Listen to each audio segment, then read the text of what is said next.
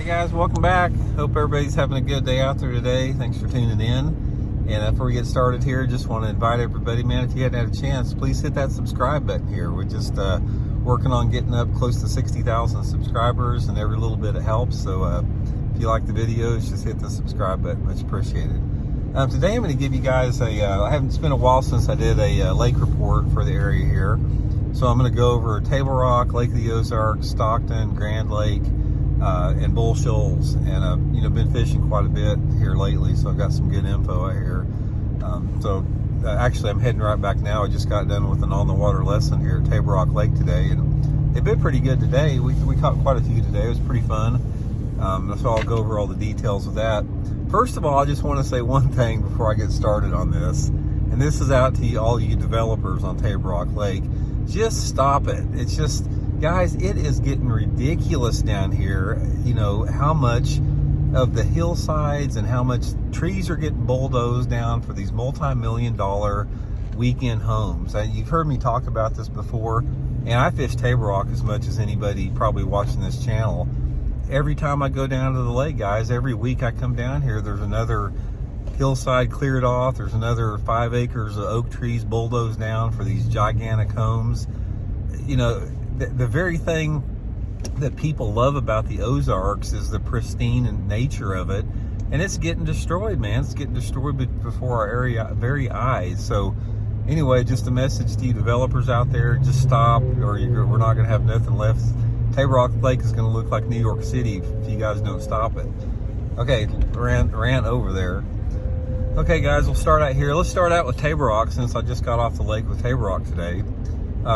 First of all, I want to say a little bit about Table Rock here. Table Rock has been tough as nails overall this past fall and winter. It has been I fished the lake for over 50 years, guys, and I cannot remember a tougher fall and winter than it was at Table Rock right now.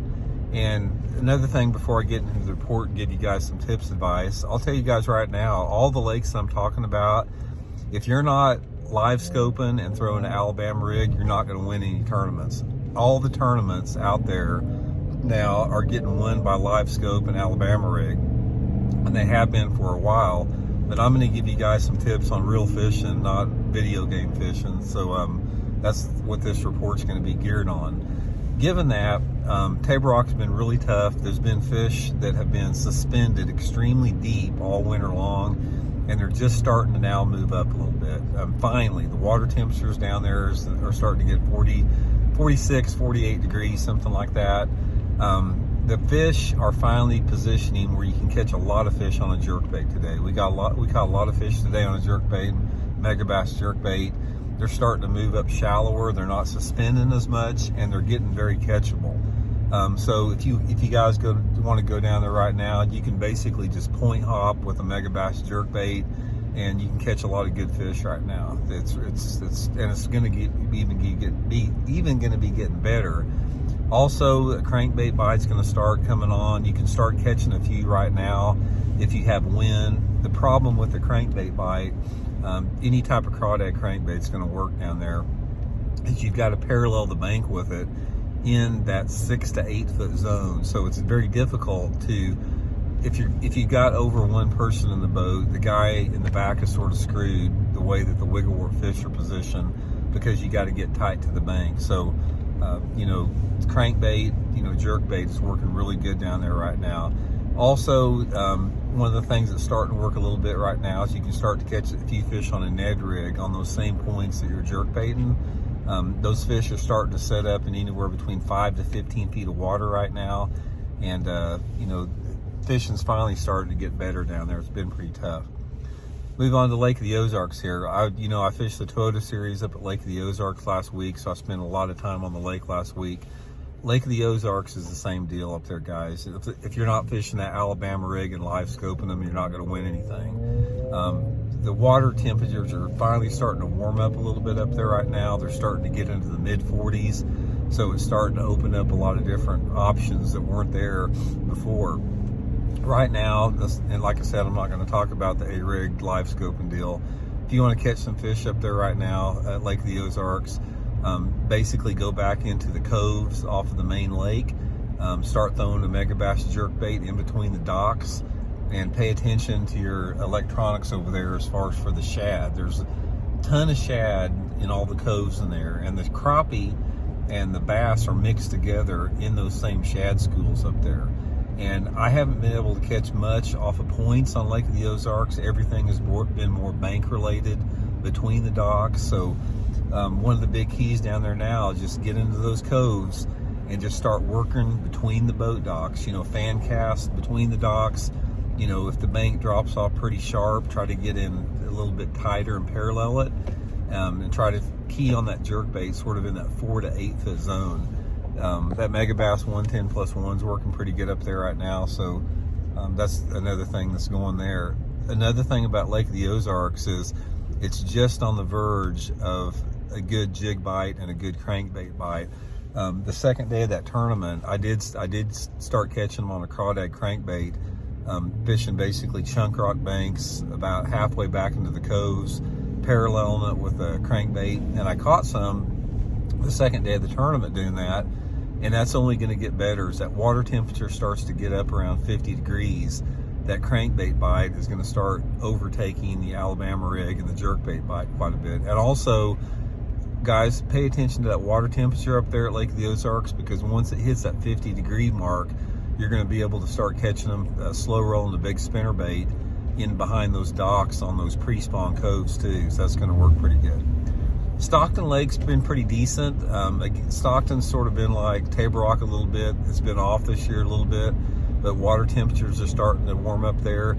The only thing that you need at Stockton Lake right now is a megabass jerkbait. That is by far the best technique to catch numbers and quality fish up there. One of the big things you want to look for is just get on the lower end of the lake right now at Stockton. Get on those big, wide, mixed chunk rock, gravelly type points, and get your boat out in about anywhere between 20 to 25 feet of water and fan cast around those point ends and sides.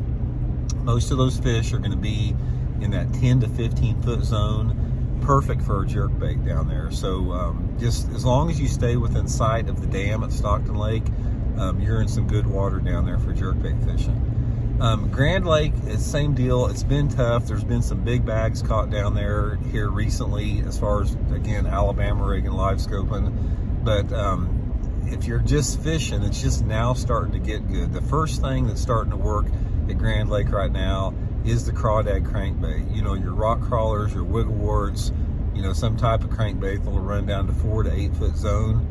The big thing that you want to look for at Grand Lake right now is getting those steeper coves. It's got the steeper, chunky rock type stuff, 45 degree angle banks, and throw that crankbait behind the boat docks under the walkways in those coves. Those good fish right now, that's where they're sitting at Grand. They're not on the points, they're not on the backs of the coves. They're about halfway back into those coves on the steep banks. And the thing about that, guys, if you're not fishing behind docks at Grand right now, you're not going to be catching many fish. Those good ones are behind the cables, and you can catch a few on a jig, but the crawdad crankbait is definitely the deal down there. You can also catch a few fish on a jerkbait at Grand right now around the secondary points, but those tend to be a little bit smaller fish. But pick that crawdad crankbait up there and you'll catch some good ones down there right now. Bull Shoals, I've been fishing Bull Shoals on and off quite a bit the last 3 weeks. Fishing at Bull Shoals for me has been pretty tough. I mean, I'll be honest with you guys. I've basically been fishing the upper end of it, just in that K-Dock area up there. And the best bite for me down there has been throwing a finesse jig on the main lake bluffy banks. I'm looking for the rock transitions, staying on the main lake. Most of the fish are in that 5 to 15 foot zone. Just throwing a little green pumpkin finesse jig with the Zoom Super Chunk Junior on it. That's been the best bite. I have not been able to catch them very good on a jerkbait or a small swim bait at Bull Shoals lately. I'm not sure what the deal is there. I haven't been fishing a crankbait much down there, but I know they'll probably bite it. The reason I haven't is because, on the water lessons, you need to position the boat where everybody can fish, and that doesn't make for good crankbait fishing. But if you're going to Bull Shoals right now, get on those rock transition banks in the main lake and the creek both. and, you know, start fishing a crawdad crankbait. Again, that's going to start working pretty good here as that water temperature starts getting up to 50 degrees. But overall, guys, as far as the fishing report, fishing is starting to get better. Don't pay a lot of attention to some of the lake reports that you guys see on YouTube, because a lot of those guys out there will tell you, oh, the fishing's great now and it's just going to get better. And then the next week they're saying, oh, the fishing's really great now, it's even going to get even better. So, you know, I'm just telling you right now, most of the fishing around these lakes has been sucking up until now. It's just now starting to get where they're biting a little bit, and they're starting to get where you can catch them on a few things other than Alabama rig fishing with a live scope. So I think everybody's going to appreciate that. So again, guys, thanks for tuning into the video. Much appreciated, and we'll see y'all later.